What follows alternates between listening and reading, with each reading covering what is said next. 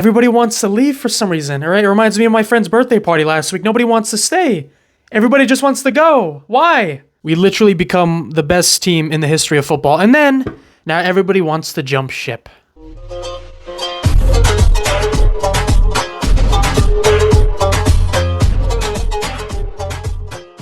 All right, let's go through these one by one, starting with João Cancelo. Look, I'm a bit conflicted when it comes to João Cancelo because I still recognize that he was one of the, if not the best fullback of 2022 for the entire calendar year. At the same time, bit of a diva. He had a falling out with Pep Guardiola. Apparently, they had like an argument. They had like a little spat during training or something like that. And then Guardiola immediately, that same day, said, I want this guy out of here. Apparently, we want to sell him for around £37.5 million. That was the figure I saw online. It doesn't surprise me one bit because this is literally the worst club at selling players at a profit. In terms of potential replacements, this is legitimately the only position where I have no idea because I haven't read anything that Manchester City want to go looking for a fullback. I remember we were interested in Theo Hernandez from AC Milan last year, but then AC Milan slapped like a £93 million price tag on him. Let me know down in the comments down below, should we get a replacement for João Cancelo or should we just use him as like transfer fodder for someone like Gvardiol or something like that? Speaking of Gvardiol, the second player that's looking likely to leave Manchester City Football Club this summer is Aymeric Laporte. Look, there was a time a couple years ago where he was legitimately in the conversation for one of the best defenders in the world. I still remember that. It was between him and Virgil van Dijk for like 1 or 2 years. We're being touted as the best defender in the league. And I'll always remember some of the most outstanding defensive performances that Laporte has given us over the years. First thing that comes to mind is that winner against Tottenham in the Carabao Cup final. That's just one of many important goals and moments he's had for Manchester City Football Club. But unfortunately, his place has been lost. And Gvardiol is the player that I want so badly. £85 million is, I think, the limit that we're going to be going to in terms of a transfer amount. But I would say it's worth it. I really don't care if we get him for around £80 million, £90 million. Just make it happen. We just won the treble. We deserve to spend that amount of money. I think we got like around £300 million in total for all 3 trophies. So yeah, let's go on a spending spree right now. Gvardiol is one of the best defenders in the world. I mean, yes, we defeated his team 7-0 in the Champions League, but regardless, if you've seen any games of him in the Bundesliga, he is one of the best defenders in the Bundesliga. And he's a left-footed center half. He's tall, he's strong, he's absolutely sensational. He's young. He can definitely give us a good 7, 8, 9 years. My Middle Eastern brothers in Saudi Arabia want to take over football. İlkay Gündoğan is one of their latest transfer targets. I mean, İlkay Gündoğan looks like he's going to be leaving Manchester City Football Club this summer. And if that happens, I will probably go into hiding for the next 17 years. But before I do that, I just want to say that if he does leave, I hope he goes to somewhere like in Spain or something like that. I hope he doesn't go to the MLS. I hope he doesn't go to Saudi Arabia. I definitely hope he doesn't go to Paris Saint-Germain. But if he does leave, I would like to see him somewhere in like Germany, somewhere in like maybe even Barcelona would be a great he could definitely be a very valuable source at Barcelona, being a mentor for players like Pedri, Gavi, Frenkie de Jong, and players that are going to be the face of football for the next 10, 15 years in that midfield position. So I don't want him to go. I would hope, because Barcelona are offering him a 3-year deal, and we are offering him only a 1-year deal.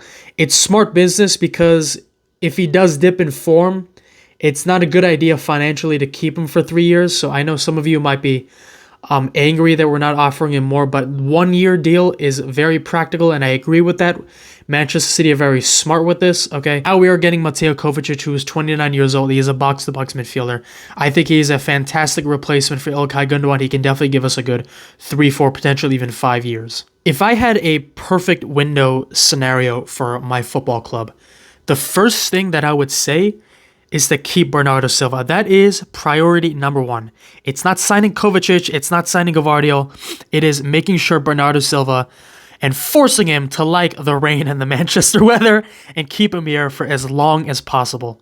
We are talking about one of the most underrated and one of the most talented football players in the world. Like, besides Lionel Messi, I really do believe that Bernardo Silva is the best dribbler on the planet. I am not even kidding. His close control dribbling is something unworldly. It's nothing I've seen before in a long time with a football player, besides obviously like Lionel Messi and other world-class legends of the game. But Bernardo Silva is such an incredible player, box-to-box player, gives his heart out for every single game, and I don't want him to leave. Paris Saint-Germain want him, and honestly, I'm not going to listen to any offer less than £80 million. I'm not listening to any offer less than £80 million. Hopefully, if we do sell him, we can get at least like 90 million, 80 million, because he's definitely worth that. I hope to God Newcastle don't get James Maddison and Gabri Veiga, because one of those two players I hope joins Manchester City Football Club.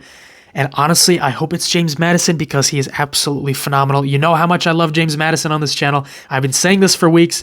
Gabri Veiga is fantastic as well. I hope we sign Gabri Veiga. We suck at keeping a large pool of talent in the club. We like to ship them off to the other 75 million clubs that we own all over the world. And Carlos Borges is another one of those things where if this happens, I will be absolutely devastated. For any of you that have watched our youth team, our academy team, all right, he is electric. He is so incredibly fast. He's powerful. He's so incredibly promising. I hope he stays at this club. I hope we keep him, or I hope we at least loan him out somewhere, because Nottingham Forest want to buy him for around £11 million. I hope to God we don't sell Carlos Borges. I swear to God. If this is going to be another Romeo Lavia type situation, I'm going to flip out. Next, we have Cole Palmer. I said in a bold prediction video earlier in the season that I thought he would score a brace in a Premier League game. He definitely had some chances to do that, and he still couldn't take those chances. I'm sorry, but Cole Palmer has been, in my opinion, this might sound harsh, but just a little bit underwhelming to what I thought he would do. I still want him at the club. I still want to try him out. I still want him to develop. I hear James McAtee is going to be part of the first team for next season, which I absolutely love to see that. He was so incredibly pivotal for Sheffield, so it's great to see James McAtee come in, and I hope he plays a lot for us for this upcoming season. But for Cole Palmer, I definitely think we should keep him. In my opinion, let me know what y'all think down in the comments down below, but I think Cole Palmer should stay. I think we should give him another chance. Loan him out to another club. And when I say by another chance, I mean this season loan him out, and then next season it's going to be the official test to see whether he is Manchester City quality or not. But I think we should loan him out to a championship type club, or a lower level Premier League club, okay? All right, no option to buy, please, because I want to keep him at the club. For you Algerian fans on Twitter that are so incredibly talkative and opinionated, let me give you a news flash. Are you happy now? Are you happy now? Because your boy is going to Saudi Arabia. It looks like he's already agreed personal terms with Saudi Arabia. Okay, that's what I'm reading online. Huge chance he might actually go to Saudi Arabia. 50 million euros per season. I mean, how could you say no to that, honestly? How could you say no to? He just won the treble. He's won everything he can do. He's not going to win the World Cup. No disrespect to Algeria. I don't know what Algeria is going to look like in the next 30 years or 20 years, but in the next World Cup, Mahrez is not going to win the World Cup. He already won the African Cup of Nations. That was such a huge moment. It is a massive trophy. I love watching the African Cup of Nations. And he just won the treble with Manchester City Football Club. So he's completed basically the limit to what he can achieve in football, in my opinion. So it's not really shocking to see reports of Riyad Mahrez leaving. Do I want him to leave? Obviously not. This is a guy who said that he wanted to retire here, I think, a couple years ago. But to all your Algerian fans on Twitter, Instagram, whatever, are you happy now? Because it looks like you're getting what you wanted. Are you happy now? Thank you all so much for watching. There's a huge, massive squad overall coming from Manchester City Football Club.